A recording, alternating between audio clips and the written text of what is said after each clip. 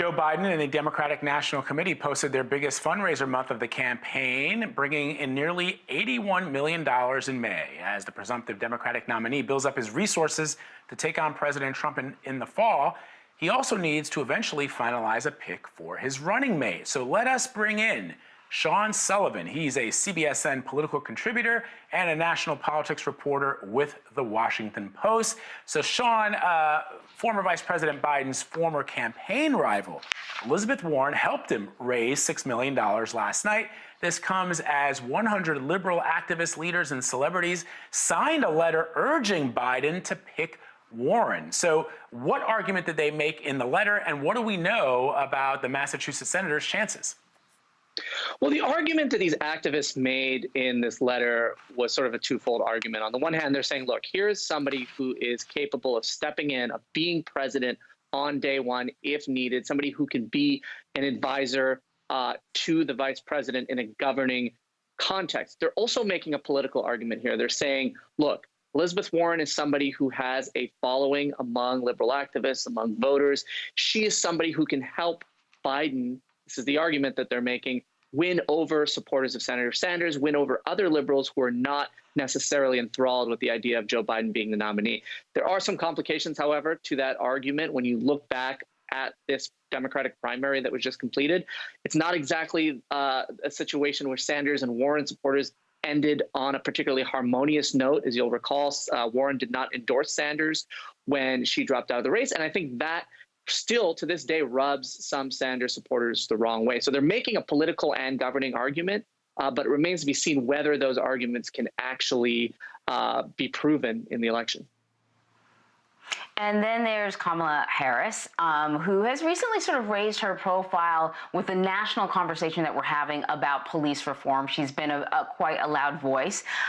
She, went after Joe Biden during a number of these debates, and some of her attacks on Joe Biden were sort of highlights for her, keeping her in the news cycle. I'm wondering what the Biden campaign is saying about her, and also sort of keeping in mind that her background is as a prosecutor, and whether or not that could be a little bit of a challenge.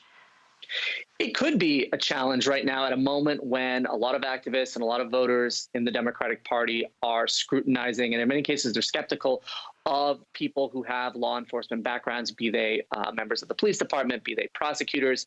You look at somebody like Amy Klobuchar, Senator Klobuchar, who used to be a former prosecutor in Minnesota. She's been heavily criticized over her record. When it comes to Harris right now, she's somebody who is generating a lot of buzz around the Biden campaign. A lot of Biden allies like her. She's among that group that has proceeded to the next stage of getting more intense vetting or qualifying for getting more intense vetting. And so there's a lot of energy around her right now. And she has involved herself in the protest. She's been very, very vocal about issues of race, issues of police violence. She's been in the middle of what they're doing in the Senate right now in terms of a legislative response. She's given a floor speech that's gotten a lot of attention. But you're right. When you look back on the campaign, there was a moment in a debate that was a very, very tense moment. And so the question for Senator Harris now is, how is that moment remembered and received by the Biden inner circle?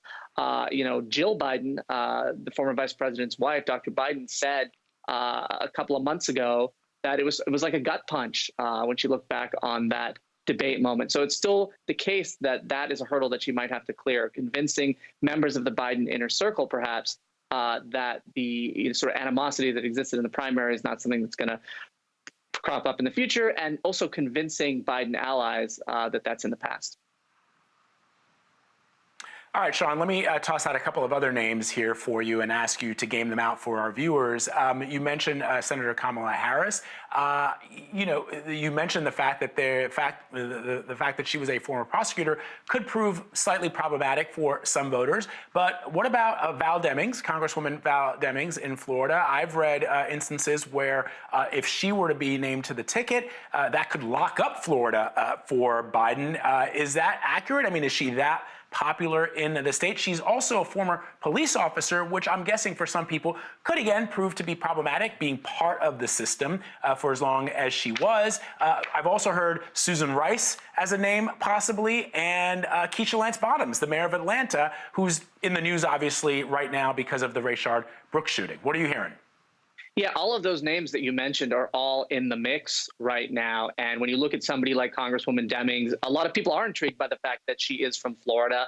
The question is whether she is enough of a household name in Florida. She's not a senator or governor to help Biden statewide, but it's certainly not a bad thing in the eyes of a lot of Democrats because it's such a crucial state. She made history as the first woman to serve as chief of police in the Orlando Police Department. But again, as we talked about earlier, her law enforcement background is something that could also come back and be a liability in the eyes of some activists.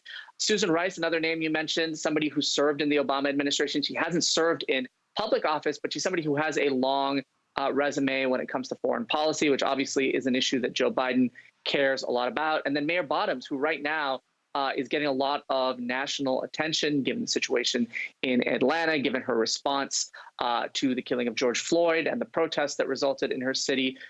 Mayor Bottoms is somebody that has a lot of respect from Biden world and a lot of Biden allies that I've talked to. So she's certainly a name to watch too right now. So before we let you go, I want to ask you about something else. You know, Biden was very, very vocal when it came to the death of George Floyd. There was a message at his funeral. He met with the family.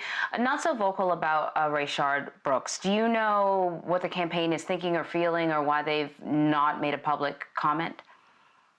It's unclear at this point what the thinking is, and you're right. When you look at past instances, Biden has not only released written statements, but also preempted, virtual events, speeches, things that he had previously scheduled to weigh in on these past incidents. So it's something to keep an eye on this week as more attention gets put on that case. When we hear from Joe Biden, are we going to hear from Joe Biden, and what is he going to say? And I think a lot of Democrats right now are going to look to him for leadership on that issue.